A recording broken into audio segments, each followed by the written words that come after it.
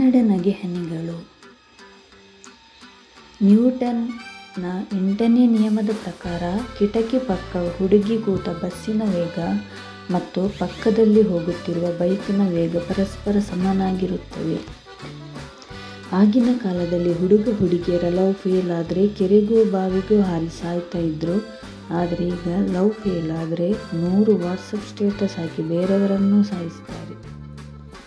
Bus ಸ್ಟ್ಯಾಂಡ್ನಲ್ಲಿ ಎಲ್ಲರೂ ಬಸ್ಸಿಗಾಗಿ ಕಾಯ್ತಾ ಇದ್ರು. ಭಿಕ್ಷುಕನೊಬ್ಬ ಬಂದು ಎಲ್ಲರ ಹತ್ರ ₹1 ಕಲೆಕ್ಟ್ ಮಾಡಿ ಆಟೋದಲ್ಲೇ ಹೋಗಿ.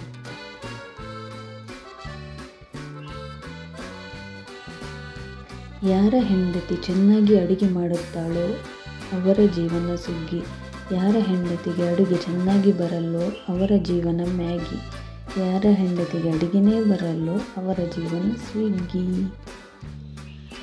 ಹಾಲು ಕುದಿಯಲು ಬಂದಾಗ ಮಹಿಳೆಯರು ಏಕೆ ಓಡುತ್ತಾರೆ? ಕೆನೆ ಉಳಿಸಲು?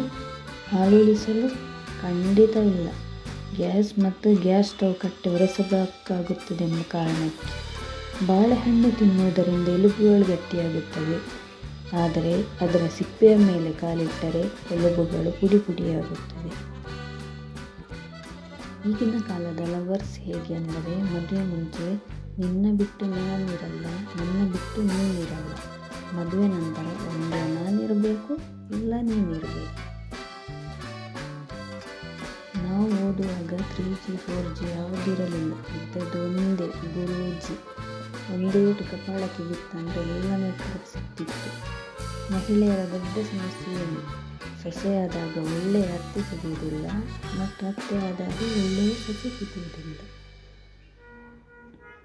ವಿಜ್ಞಾನ ಎಷ್ಟೇ ಮುಂದುವರೆದರೂ ಈ ವಿಷಯವನ್ನು ಕಂಡುಹಿಡಿಯಲು ಸಾಧ್ಯವಿಲ್ಲ. ಕೆಲಸದ ದಿನಗಳಲ್ಲಿ ಬೆಳಿಗ್ಗೆ ನಿದ್ದೆ ಏಕೆ ಬರುತ್ತದೆ ಮತ್ತು ರಜೆಯ ದಿನಗಳಲ್ಲಿ ಬೇಗ ನಿದ್ದೆಯಿಂದ ಏಕೆ ಎಚ್ಚರಿಕೆಯಾಗುತ್ತದೆ?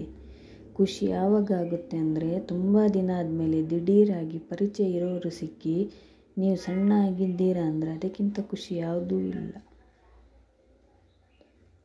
ಈ ವಿಡಿಯೋ ಇಷ್ಟ ಆದಲ್ಲಿ ನಮ್ಮ ಚಾನೆಲನ್ನು ಲೈಕ್ ಮಾಡಿ, ಶೇರ್ ಮಾಡಿ ಮತ್ತು ಸಬ್ಸ್ಕ್ರೈಬ್ ಮಾಡಿ.